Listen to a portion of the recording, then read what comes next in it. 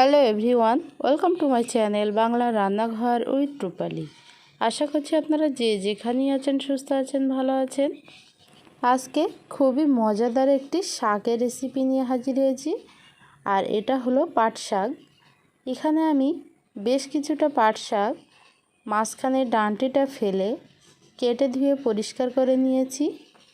পাট শাক আপনারা অনেক রকমভাবেই খেয়েছেন, আজকে আমি একদম ভিন্ন স্টাইলে পাট শাকের এই রেসিপিটি করে দেখাবো। ভিডিওটি প্রথম থেকে শেষ পর্যন্ত দেখতে থাকুন, আশা করছি আপনাদের ভালো লাগবে। প্রথমে কড়াইতে অল্প একটু পানি দিয়েছি, অল্প একটু লবণ দিয়েছি, আর একদম সামান্য পরিমাণে হলুদ দিয়েছি। হলুদ আর লবণ দেওয়া পানিটা ভালোভাবে ফুটিয়ে নেব।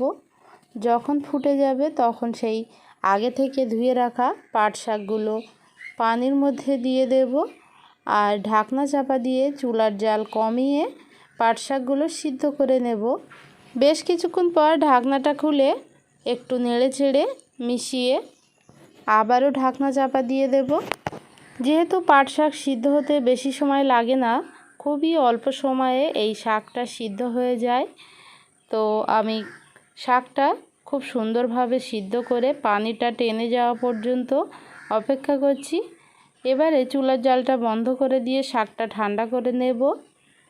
এদিকে শাকটা ছানা করার জন্য এখানে আমি একটা মিডিয়াম সাইজের পেঁয়াজ কুচিয়ে নিয়েছি, আর 2 থেকে 3টের মতো শুকনো লঙ্কা পুড়িয়ে নিয়েছি, 5-6 কোয়ার মতো রসুন ও পুড়িয়ে নিয়েছি। তো রসুনের খোলাগুলো ছাড়িয়ে নেব, আর এখানে আমি 2টো শুকনো লঙ্কা ব্যবহার করেছি।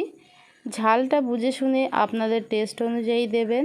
আমার এই ঝালটাই প্রচণ্ড ঝাল, তাই আমি 2টো ব্যবহার করেছি। যেহেতু শাকে লবণ দিয়ে সিদ্ধ করেছি, তাই শুধু পেঁয়াজটায় লবণ হওয়ার মতো অল্প একটু লবণ দিয়ে এই কয়েকটা উপকরণ ভালোভাবে মেখে নেব। তারপর দিয়ে দেব অল্প একটু সরিষার তেল। যেহেতু ছানা করছি, আর যে কোনো ছানা বা ভর্তা সরিষার তেল ছাড়া তো একদমই জমে না, তাই না? তাই অল্প একটু সরিষার তেল দিয়েছি, আর আগে থেকে যে সিদ্ধ করে রাখা পাট শাকগুলো সেগুলো দিয়ে দিচ্ছি। এবারে পাট শাকের সঙ্গে এই মিশ্রণটা ভালোভাবে একটু মিশিয়ে নিলেই কিন্তু হয়ে যাবে। এটা ভর্তা হবে না, জাস্ট একটু মাখিয়ে নিলেই একদমই খুব সুন্দরভাবে রেডি হয়ে যাবে। এটা গরম গরম ভাতের সঙ্গে খেতে কিন্তু অসাধারণ লাগে।